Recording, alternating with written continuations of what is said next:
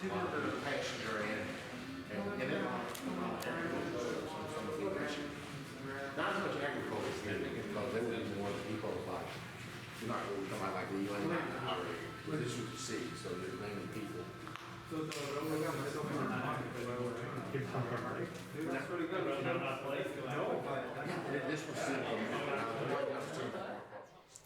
Hello, my name is Willett Hancock with the Samuel Proctor Oral History Program. Today is the 29th of July, 2022, and I am joined by Courtney Boyd. Chloe Choi.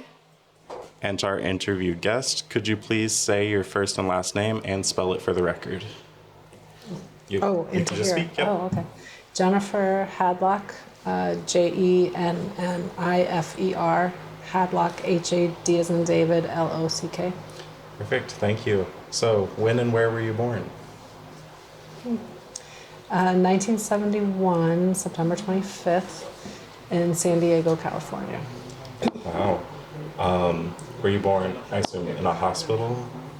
In the Naval Hospital. The Naval Hospital. So, where's your family? A military family? My dad was in the Navy, yeah, to pay for college.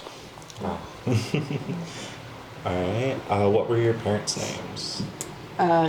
Kevin and Betty. Kevin and Betty? Okay. Mm-hmm. Also Hadlock, guys. Yes. So tell me a little bit about your early life, your early education. What was it like? Well, I'm the oldest of four. Mm-hmm. My dad was in the military when I was born, and he left to go to the war in Vietnam. So he was gone for the first 18 months of my life. Mm-hmm. So my mom and I I was born in San Diego, but we moved to Oakland, California, and then lived in Woodland, California. Then my brother was born, and then my dad left the military. We moved to Texas, and then my dad left the military and started working for a mobile chemical company. Mm-hmm. He was the human resources person, and his job was to go into one of their locations, find the problem people, get rid of them, and then we would move again. So we moved a lot. So I went to kindergarten and first grade in Texas, and we moved to New York City. My sister was born in Texas, then we moved to New York City, and we were there for a few months, and then we moved to New Zealand, and then my other sister was born, so I went to the rest of first grade and second grade, beginning of third grade, and then we moved to England. I went to fourth and fifth grade there, and then we moved back to where my parents are from, New Haven, Connecticut. We moved back there, and I went to junior high and high school in Connecticut. Wow. So a busy childhood. That's great. Thank you. When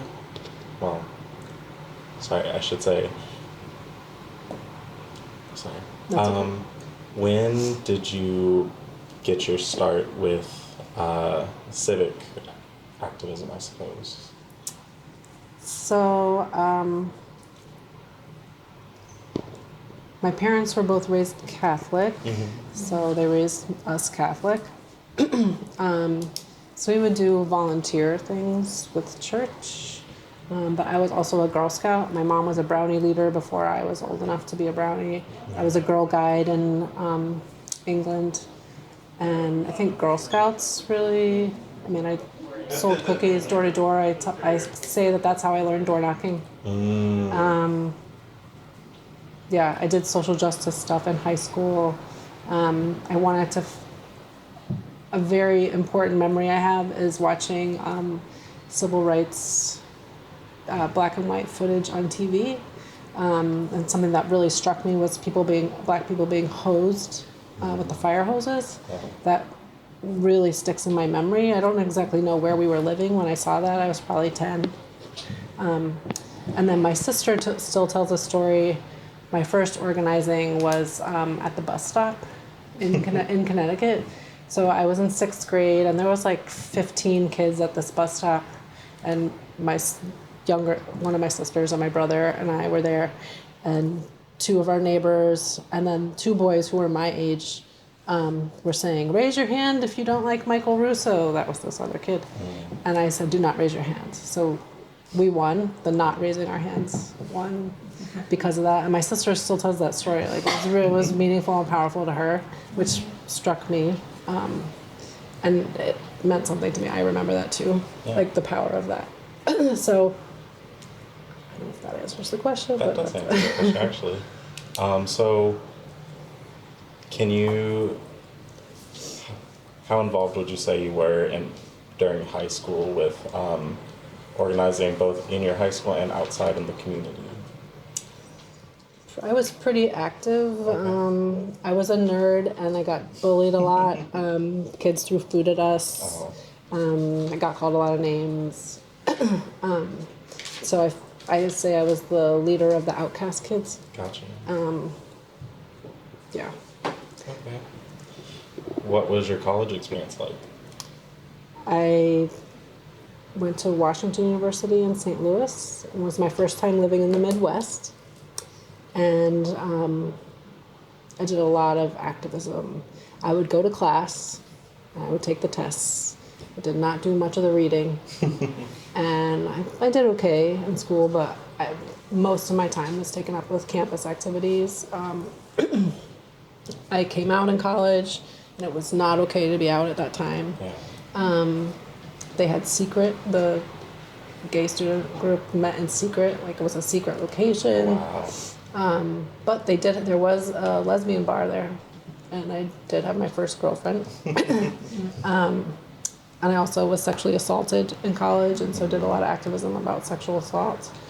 And also helped start Students Together Against Racism, STAR, which was a multiracial group of students. It was when people were still fighting apartheid. We were really trying to work on the local level because the intensity of racism in St. Louis was pretty blatantly obvious then. Yeah. Although getting people to actually acknowledge that it was happening was really hard at the time. So when Ferguson happened, I was like, well, it took 30 years, but finally something's happening. Okay. Yeah, and I got exposed by Althea Brown, who was Caribbean, to the idea that racism is a learned thing and that it's systemic and that it could actually be changed. And that was like mind-blowing for me. Like, oh, we could actually do something about this stuff. Wow. What were you studying? Psychology. Psychology. That fits well. Mm-hmm. All right, great. So, could you elaborate a bit on what the queer community was like in St. Louis at the time, beyond the lesbian bar? If there was one. there was a gay bookstore. Yeah, there wasn't much. Okay. Yeah, and I came out as bisexual, which was really looked down upon. It's better now, even though it's still a problem, but it was bad at the time. Trans wasn't even like anybody considered anything. Then I went to DC. I could talk more about being gay there than I can. My experience at school was mostly telling my best friend that I was in love with her and her saying, oh, I feel the same way, and us dating for a couple months. Very nice. Yeah. I know that eventually you went off to grad school, got your JD. You want to talk a little bit about that? Yes. Yes. Yeah, so I decided that I wanted to do community organizing, but I wanted to change the legal system. And so I applied to different places for a dual degree and ended up going to UConn in Hartford, was in-state tuition, and I got an MSW JD in 4 years to get that. And the MSW major was community organizing. And then I was doing a lot of activism about the bi and trans stuff and some on racism in the school, and then studying. And then I got a job working at a court, clerking for a judge, and knew for sure I do not want to do this. I tried organizing the other clerks to form a union. That did not work. And then there was an ad in the paper for a community organizer, and I got my first job in Hartford. What made you so disillusioned with the legal system at the time? Well, I knew I never wanted to be an attorney and practice in the traditional sense. Even when I applied to law school, I just wanted to understand it, and be able to speak it and make arguments. But I had done some internships in the legal system in St. Louis, like in domestic violence and criminal court, and also I used to go to SART. It was called Sexual Assault Response Team, where if someone gets sexually assaulted, you're on call to go and sit with them and hold their hand and be with them while they're going through the rape kit and stuff. So those, and then seeing how those cases, how it was like horrifying what happened to people when they tried to charge the people who had raped them. And I knew who raped me. It was my boss's son, and I never took it to court or anything. So seeing all that, the way the legal system treated women, and how domestic violence was not, the way to solve it was not like taking people to court necessarily, really disillusioned me from the court system. Yeah. And during all of your activism throughout undergrad and graduate school, were there any particular major successes or even failures that you want to talk about? Well, I mean, the organizing in the bi community was really powerful, and I was involved in Connecticut LGBT politics when they decided to start fighting for marriage, and I said we should not fight for marriage. It's not a popular opinion. Yeah, I wanted us to work on racism in the queer community. Yeah, but I lost the battle. And so marriage became the thing, and everything was about marriage and money for marriage. And but we did win things like the center in New York, the LGBT center. Connecticut is close enough to New York that it feels like part of your space. Anyway, I helped fight for including B&T in the center name. The gay and lesbian folks were like, well, it'll say the Lesbian and Gay Center, and then we could have a little sign over here that says, and bi and trans. That's the kind of stuff. And then like all the newspapers would say gay and lesbian paper, and we fought for inclusion. So we won a lot of those battles, did an activist thing at Creating Change, which is the National Gay and Lesbian, it was called the National Gay and Lesbian Task Force at that time, annual conference where we said, everybody who's bi and trans, stand up. And like half the room got up and went to the front. And I think that was really mind-blowing for lesbian gay people who, a lot of people are not out when they're bi. People just assume. And so it was a really powerful moment to keep pushing the idea that this is a huge number of people. I know now people say we're queer, and it's all, but that kind of erases some of that history. Yeah. And did all of that activism with like bi and trans people like kind of bleed into your first career out of like grad school, or did you start to focus a lot more on systemic racism and all of that stuff? Well, like I said, for me I was mostly dating women of color. I tried dating white women and struggled with that. I had a whole phase where I basically hated white people. I don't want to be that kind of thing. And so fighting racism in the queer community was really important. I did a lot of different things to try and do that. Like there was this drag queen that wore blackface that used to travel around. I think he was from Tennessee. He might still be around, I don't know. And we protested him being invited to come, things like that. Where the money goes, there was a community center, and like the white gay men basically controlled it. How Pride functioned, whether we had Pride, and different youth organizing, anyway, a lot of different things. And trying to get activism about the prison industrial complex in the early 2000s, which was trying to get the law changed in Connecticut. There was a crack versus powder cocaine disparity, racial disparity in sentencing. We were trying to change that law, trying to get the folks who were working on that to talk with the people who are working on same-sex marriage. and trying to get them to see how it's all the same people who are against us. Can't we work together? But yeah, so that one day there was literally a rally for same-sex marriage on this side and a rally for the crack and powder cocaine issue on this side. The Capitol building and the politicians are the same people, right? They're going inside, back and forth, and the protesters are outside, are like, come on, babe. Yeah, I was running back and forth. And was this all part of your first community organizing job? Yeah. Yeah. So after that, like, how did you end up here of all places? Oh, seems like ancient history, all that. Yeah, a lot has happened in between, but I believe that in order to really get to the root of ending racism and white supremacy, we have to do reparations. We have to heal and repair. And, you know, we can fight all these battles about policy, but in the end, the root cause, like the beginning, has to be dealt with. So fighting for the doctrine of discovery, to be the Pope to say that the papal bull was wrong and we shouldn't have done that is one thing. I do have family that came on the Mayflower too.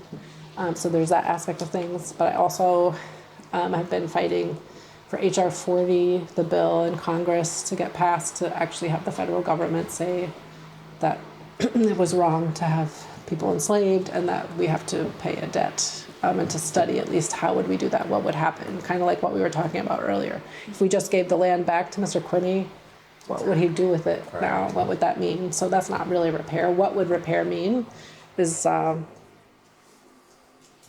guess from all the lessons along the way in the battles, that like we have to do that, and trying to get more white people to say they're for it. Actually, we did door knocking. I'm part of showing up for racial justice. After Michael Brown was killed in Ferguson, and I had fought, I was like, 30 years it took, but here we are.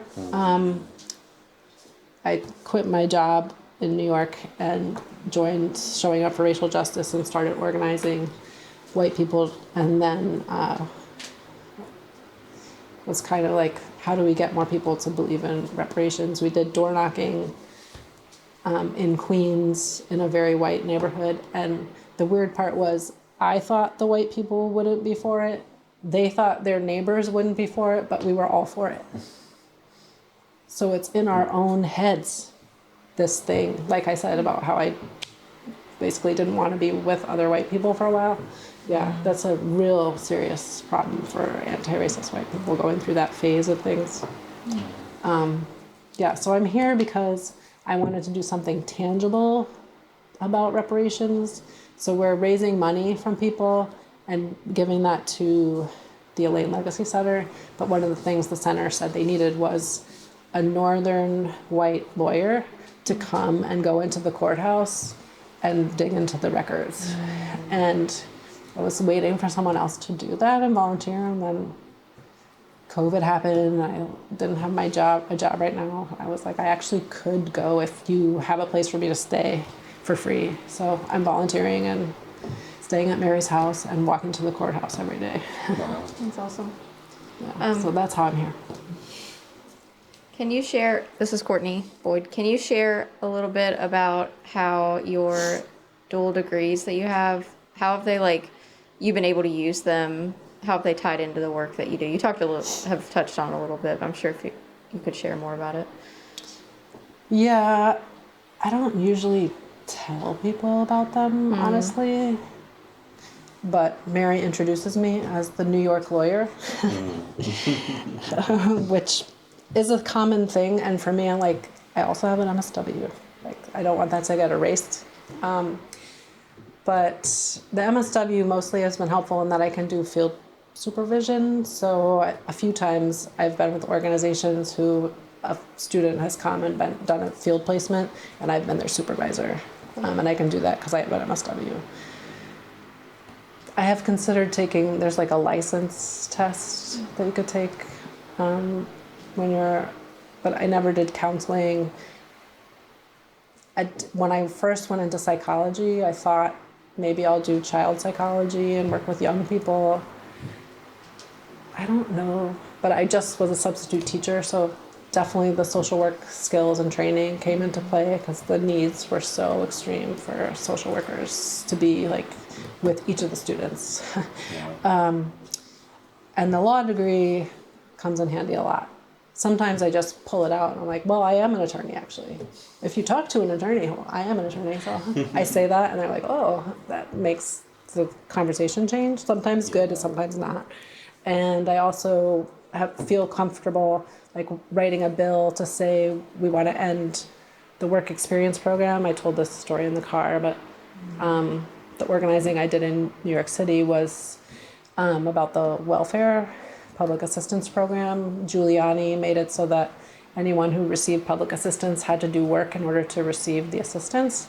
And that meant that the city offices, city parks, city streets were all cleaned by people receiving only public assistance, not getting a paycheck. And they would be working next to people who were doing it as a job. So somebody would be next to you making $40 an hour and being in the union, or $20 an hour being in the union, and you were getting $98.50 every 2 weeks. And it was just so wrong. And yet it continued for almost 20 years.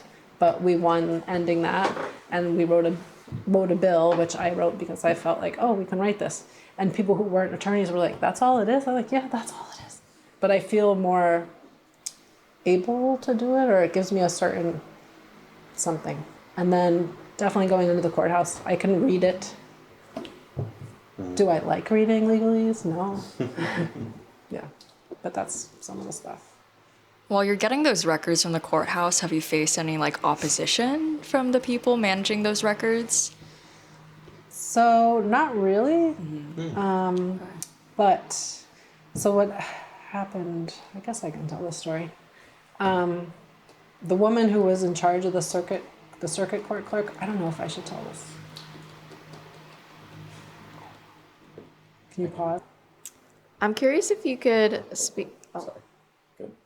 This is Courtney. I'm curious if you could speak a little bit about your being from like a military family, and if you think that influenced you in any way and helped shape you to do the work that you do, and how so.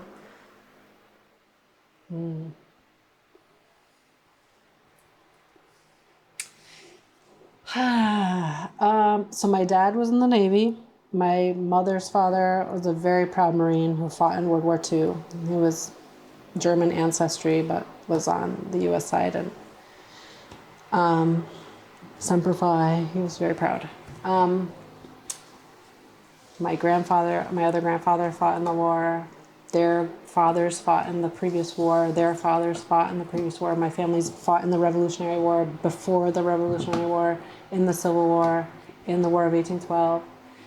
My brother did not go into the military, and my sisters and I did not go into the military. And I don't believe in the military as the way to solve things. Do I think that World War II could have been, could Hitler have been stopped without the military? I don't know. But I have a really hard time with the nuclear bomb. I fought militarism. I protested about the military. Drones. I think drones is like the worst thing ever. Yeah. My dad recently got an award for his military service, and I had a really hard time with it. He wrote what he had done, and he wrote that he, in a way, like he was proud of the fact that his the boat that he was on, because he was out there for the longest time of any ship during the Vietnam War, that they delivered more I didn't know this until then, more weapons, more bombs than any other ship. And he wrote it like he was proud of that. And this is the tension in my family. My sister and brother were like, you should not say anything to him about that. This is a moment he's proud, and you should just be proud. He's not being proud of that. And I was like, I want to talk to him about it. And they, of course, stopped me from talking to him about it, but it really bothers me. Yeah, so anyway, he's been sick, so I haven't talked to him about it, but It's on my list of things. Yeah, I don't know. It's hard. So I also am a member of USAA. That's where I get my insurance, and that's because of my being a military. I was born in a naval hospital, and my mom got care because of that. We lived in military housing when I was a kid.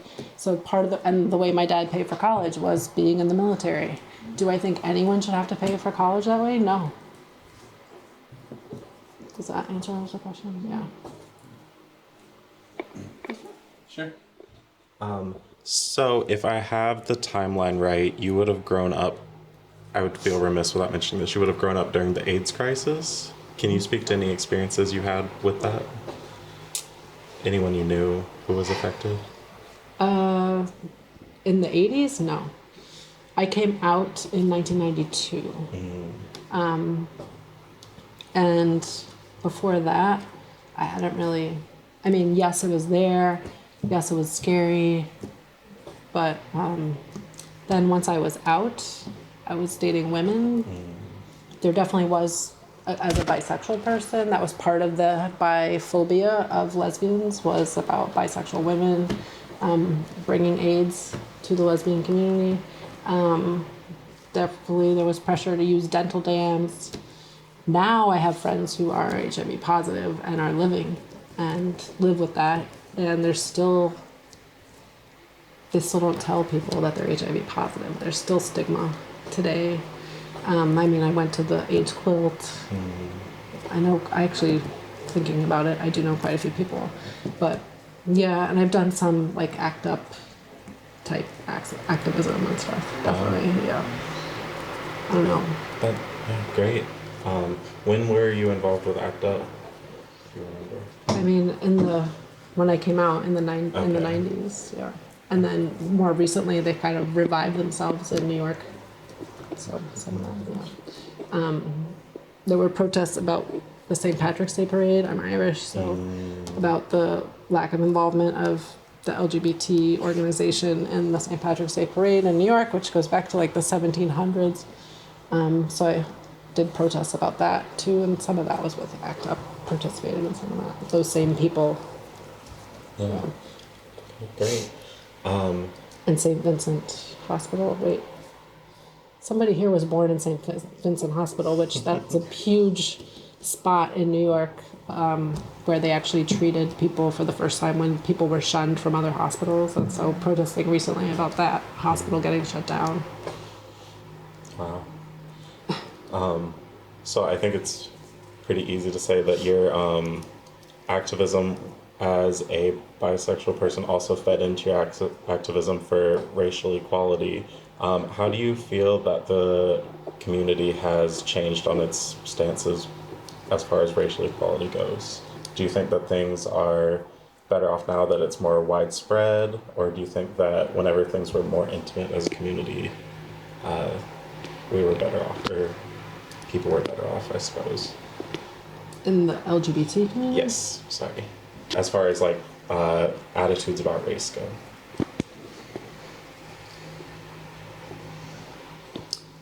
I don't think it's better. You think it's better? I don't think it's better. I was wondering if you thought that things are better. Yeah, unfortunately, I don't think it's better. There are so many queer women who are part of organizing about racism, organizing with gay men. Yeah. Sorry, but gay men. Yeah, so. Understandable, Sucks. yeah. No offense. Not okay. Yeah. That's a problem. Yeah. I don't know agree, I yeah. don't know what to do about it, honestly. Yeah. It's frustrating. Absolutely. But it's the same in other communities. Women do all the work. You're so right. Yeah. So, other than the HR 40 bill that you're currently trying to get passed in Congress right now, are there any other initiatives that you're part of in New York right now that is for civil rights or addressing systemic racism? Well, just to follow up on the HR 40 piece, so we actually now are trying to get Biden to do an executive order. Okay. There is a Senate version of HR 40, S40. It's like 40 acres and a mule, 40, that's why it's 40. Senator Booker introduced it last year. We actually got quite a few signatures, but it's not going to move in the Senate. So we really want Biden now to do an executive order. It's just to create a commission to study reparations. It's not even to actually do the reparations. Can we at least study it? I would like it to happen before white people are not the majority. I would really like it to happen so we could say at least before we became officially became minority, we actually did this. I hope that can happen. Anyway, that's that.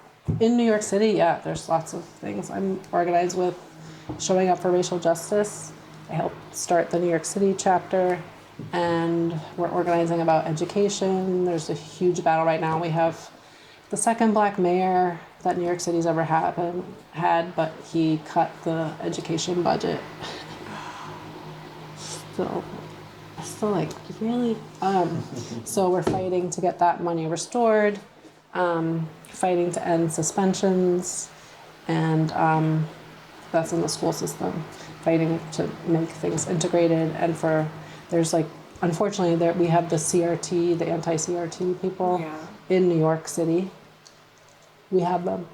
And so there's this very white, but there's like an Asian group that actually makes the white people feel like it's not racist for them to say the things they're saying. It's really horrible. Anyway, that's in the lower part of Manhattan, so we've been trying to organize the parents there to speak up to them. Is there any legislation that they're trying to pass right now, or? Because I know in Florida. They've tried different policies. It's not as bad. We're not as bad as Florida. But we have our own stuff. Then there's, like I was saying earlier, the tax lien. We're trying to stop them from doing the tax lien. We also have been fighting about sweeps of homeless people. The black mayor has been doing extra hard, taking people off the subways. A lot of people are sleeping on the subways, trying to add more cops, because more cops is going to solve everything. Trying to create an alternative to the police for going to mental health calls.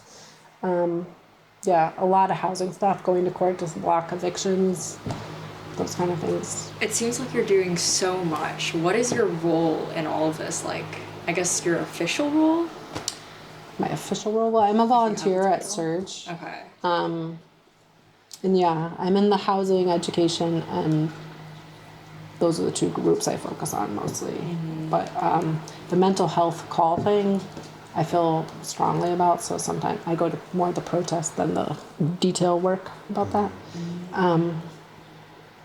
Just a volunteer on those. And then with Fern, the Fund for Reparations Now, and the reparations work, I'm on the board of the organization. And then right now, I'm between jobs, so I was doing substitute teaching until the end of the school year with 7th and 8th graders. And that was a whole experience in and of itself.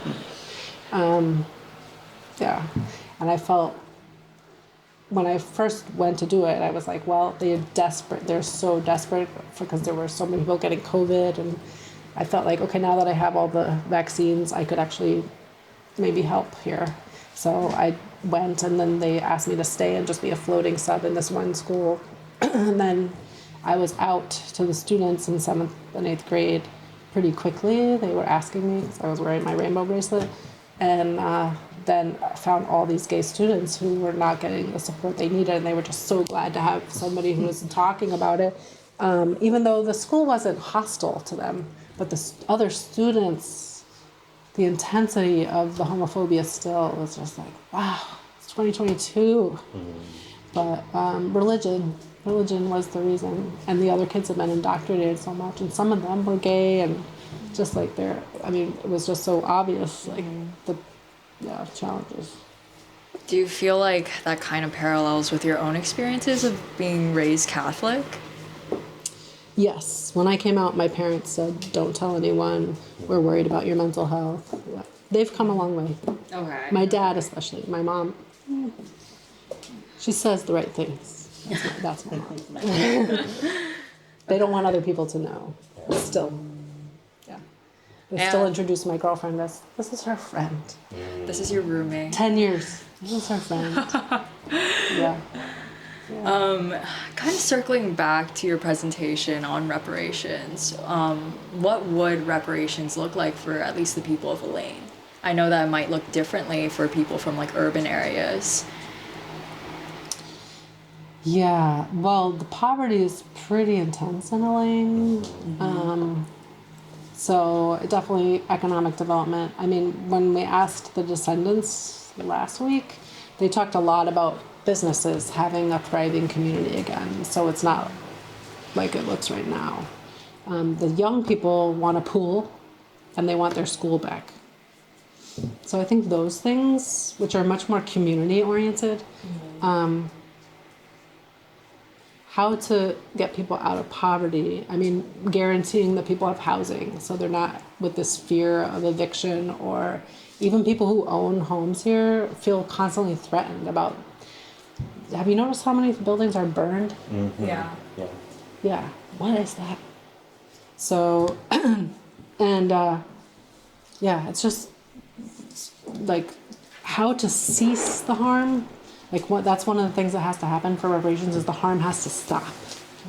That hasn't happened. How can anyone that doesn't live here, even the people who live here, guarantee that the harm is going to stop? I don't know. Would it be that they have to have a majority black people on the city council?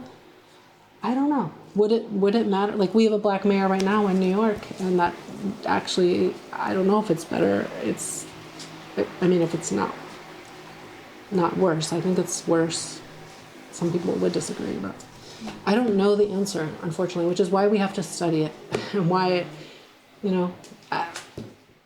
I wish it could just be everybody gets $100,000, everybody gets $1 million. That doesn't actually heal it, though. So definitely the story. What? Oh, sorry.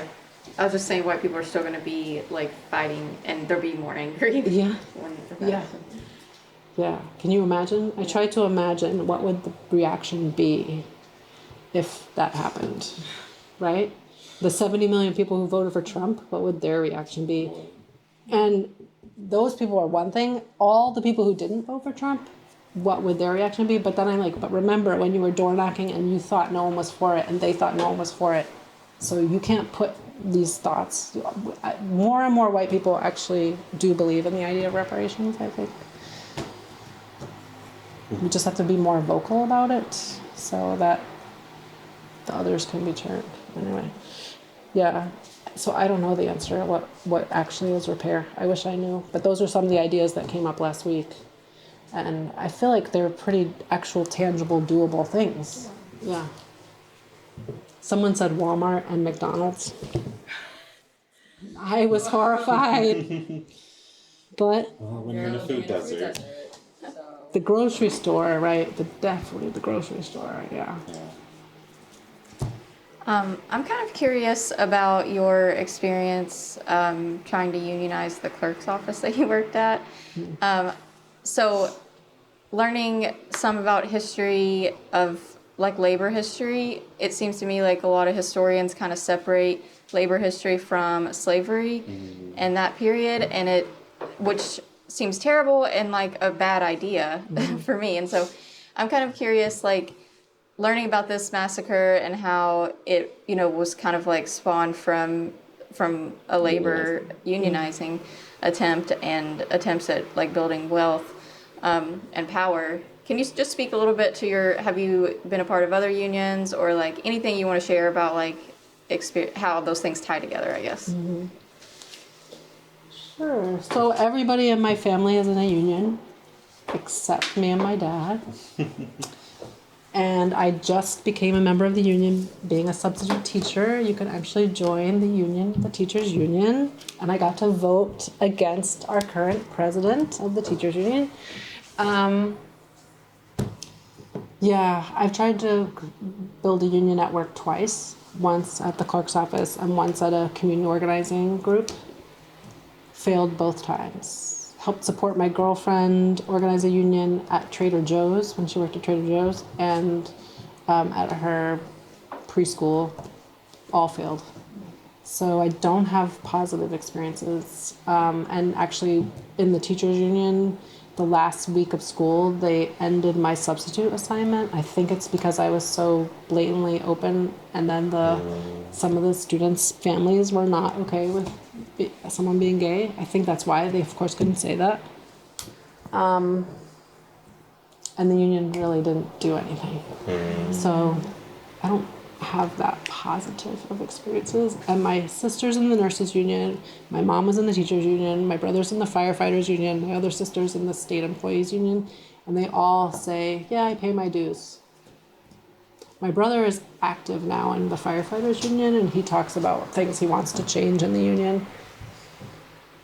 I don't know, like, I want to believe in unions so badly, and yet I don't know if some things about them have been really great and helpful, and then some things are like, it's intensely not okay.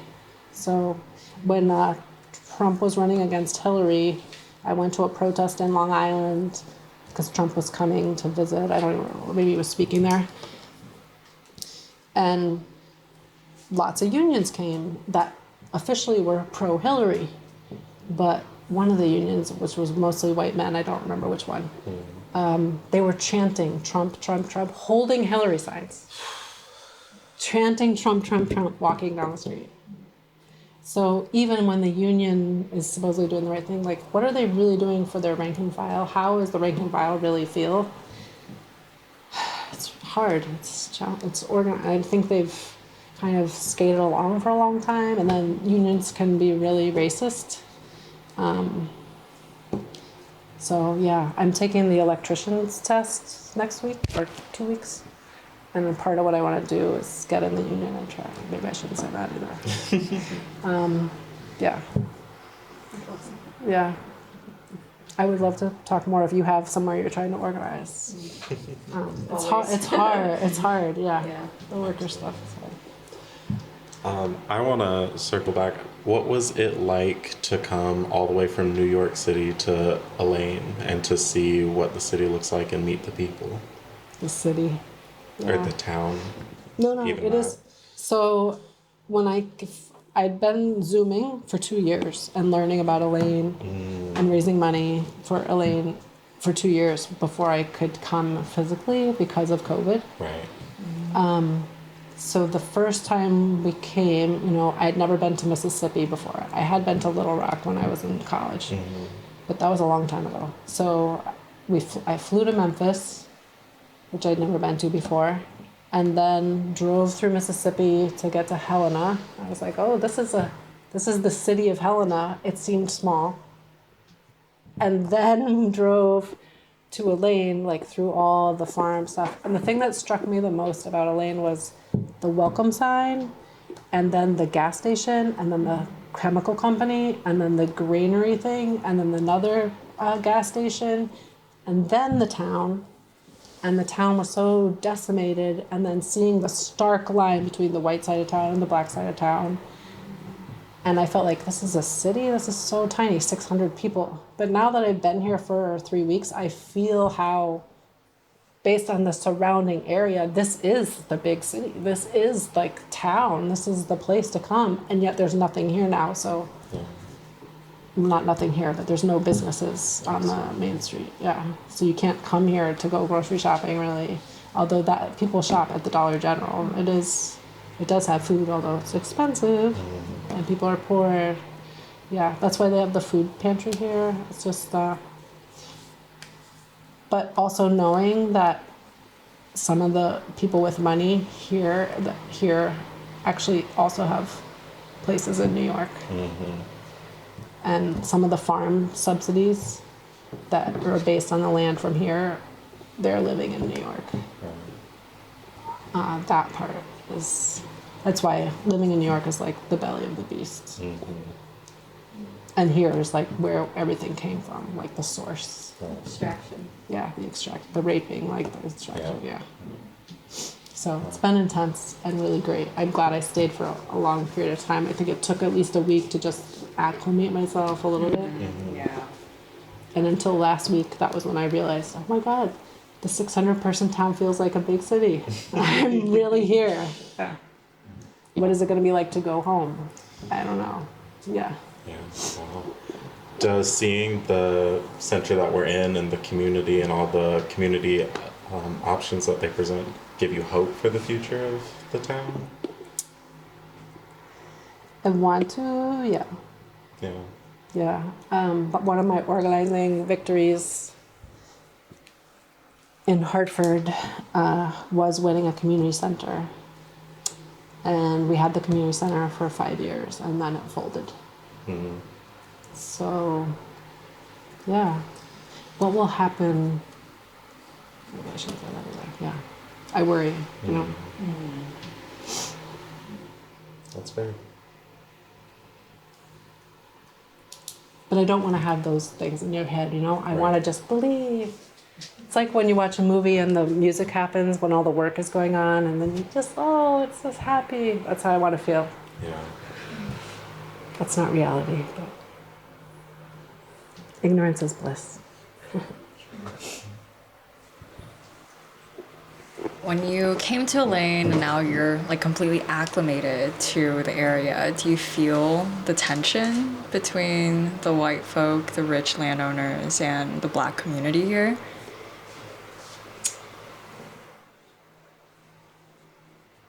Yes. And yet, I went to the city council meeting and everybody was there. And they are able to communicate and mingle, and watching the dynamic, it was intense. But the people who are from here are just so used to it that they were like, oh, nothing happened at this meeting. Like, whoa, okay.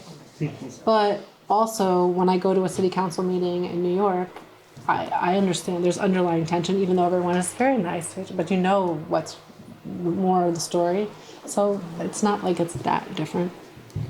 And in New York, there's very segregated neighborhoods, and in Hartford, very segregated. And I know the city council in Hartford used to be 2 Latinos, 2 black people, 2 white people, the Democrats 6. That's how they would split it up. And then there would be 3 Republicans.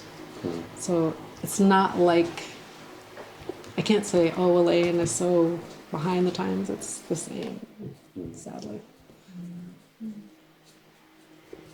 I'm wondering if you could talk a little bit about, like we are visiting this area, our group is. So if you could talk a little bit about like what it's been like to be here for a month as a visitor. With any place with people coming in, doing work, even if it's supportive, like there can be like the outsider kind of feeling of, I don't know, just like that feeling. So I'm kind of wondering if you could talk a little bit. Does that question make sense? I think so, yeah. People have been very welcoming, very thanking me a lot, which feels a little awkward. Yeah, it's not my story, so I want to be careful about that. Like even when I was sharing with Mr. Quinney, I really wanted, when he was sitting down and I was sitting up, I started to feel awkward when you all were asking questions. Like this isn't just me, this is also Mr. Quinney. Yeah, how to do that. Yeah. And even what do we call, like the fund has been thinking about, what do we call the contribution that we gave? We don't want it to be like we're a foundation and like a typical funder kind of thing. And so payment doesn't seem right. So the contribution, I don't know, we're still trying to figure that out. And like, what does it mean when we come, in order to get more people to give, or for people to understand what we're doing with the contribution that they made, we need to tell, oh, we gave this amount of money and this is what happened with it. And also that feels weird, like we're bragging about it kind of in a way. So those kind of things. Definitely, I have struggled sometimes with understanding what people are saying, the accent, and they have struggled with understanding my accent. When I went to the grocery store, Walmart, they didn't know what hummus was. At home, I eat a lot of hummus. So I was like, hummus? What is that? Well, it's mashed chickpeas. And they were like, we don't have that. No, we don't have that. So Yeah, that was one of the culture shock things. Like, oh, that's what I eat most of the time. So, or like my go-to snack. So I'm like, okay, this is gonna be different. Yeah, and that Walmart is the place. That's been really hard. I boycott Walmart at home, and then realizing that Walmart makes $52 million a year, and the poverty level, and how it's taken all the businesses, but nobody can say that here because Walmart is from here, and I don't. It's it's been really trying to tame my northern stuff. It's been good. I learned what cotton looks like before it has cotton on it. I'd never seen cotton with the flour. Like I can tell the difference now between the soybeans and the cotton. Seeing the different flower. I love the crepe myrtle flowers and the little the black and white dragonflies. I don't know if you guys have seen those. And the dragonflies are definitely migrating. There's tons of dragonflies around. Yeah, it's very beautiful. I got to ride on a boat on the river, and yeah, I definitely am like a tourist visitor. I stick out. People stop me and say, "Are you lost?" So I know I'm not blending, but people have been very welcoming. Yeah.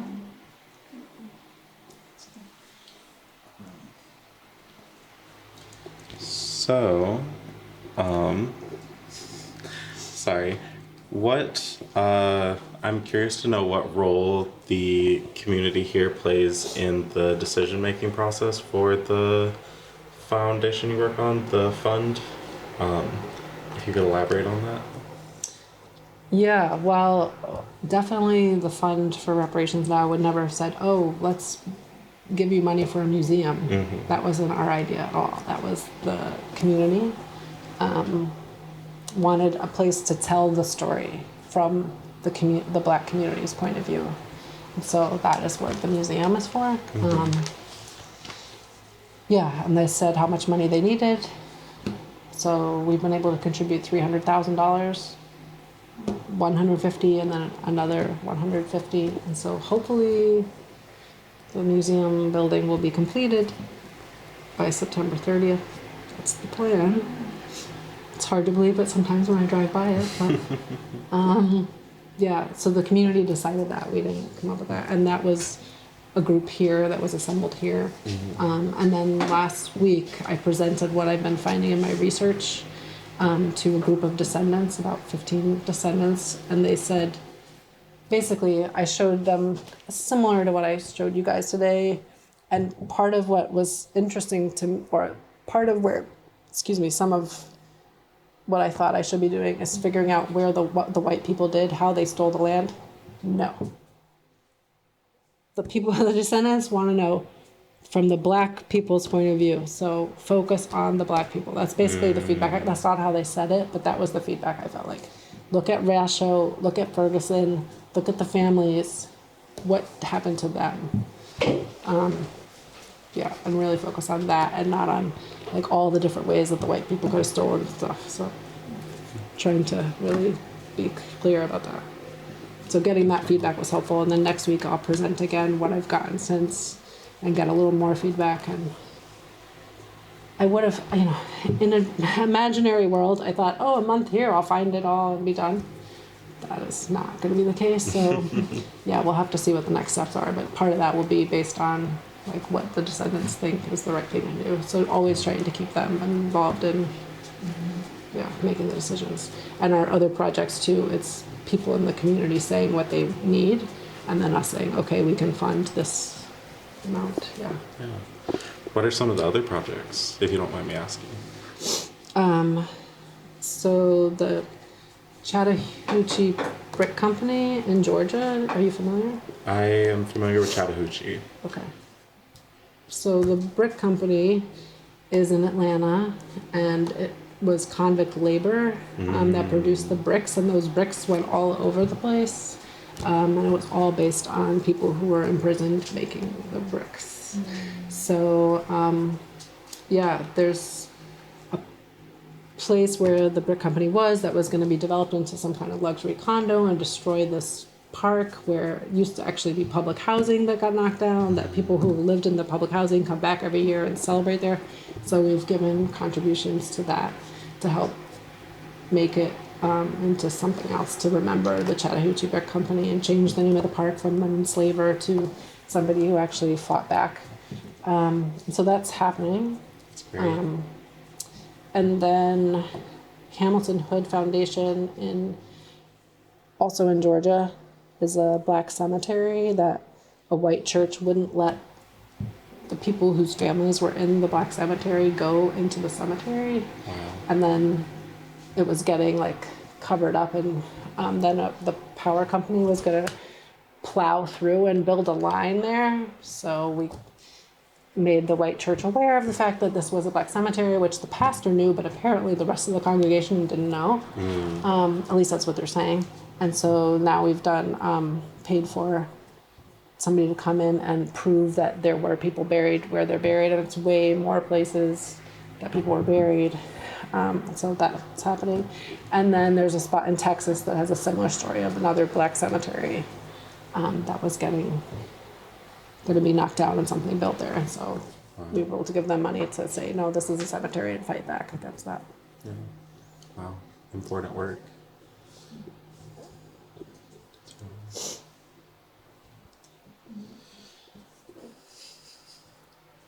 I just have one last question. It's kind of like a technical question. I know when people go to law school, they focus on certain kind of like types of law. Did you did you focus on something to do with like land or like real estate kind of thing, or what kind of law did you study? Like, what was your kind of focus? Or civil rights law, or? Yeah. Well, when you go to law school, the first year is not really focusing on what you want to focus on. There's certain areas of law they make you take procedure, constitutional law, property, criminal law, torts. That's what I can remember right now off the top of my head. Property was my favorite class. Mainly, I did not like the professor. But mainly because I was like, this is the source. This is like the main thing. Yeah, and I felt like if we could change that, a lot of things would change. So, but no, I didn't want to practice real estate law. So I did mostly civil rights law. Like I did international law class, civil rights poverty law clinic, and worked at the Legal Aid Society for credit. And then I worked at the AIDS Legal Network for credit. And then I worked at the American Indian Law Alliance one summer. Yeah, so, but mostly racial justice, social justice kind of work. I interned at the ACLU and realized I can't do that. Yeah. So that was my focus, not really property. But definitely once I was organizing, landlord-tenant stuff was big. We tried to change some of the rules about Section 8 and saw it being argued on the floor of Congress with our arguments. Didn't win, but yeah, tried to change some of those kind of things. Got rid of one of the housing court prosecutors who would never go after landlords. We got her fired. Good job. You've done so many things. Yeah. I'm curious, do you know what's next for you? What's coming up? The electrical union test. Yeah. Yeah, I have to decide. I don't know. I'm kind of in this weird place. I turned 50 during COVID.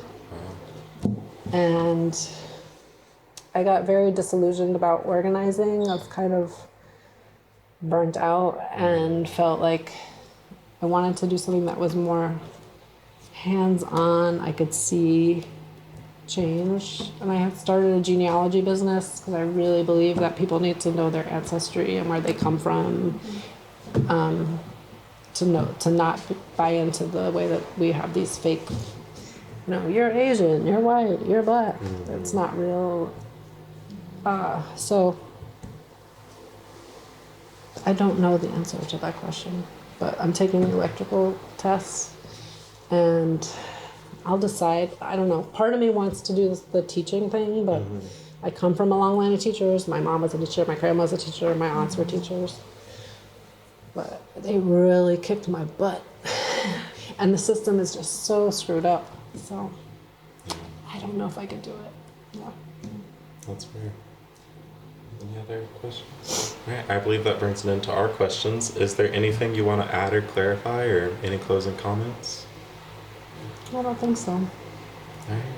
Then on behalf of the Samuel Proctor Oral History Program, I want to thank you for meeting with us today. Thank you for your stories. We appreciate it. And I believe that concludes our interview. Thank you. So there was the Bob, the passenger and then some of the aggression. Not as much agriculture, because they were more the people like, you're not really talking about like the UN already. This was the sea, so there's mainly people. This was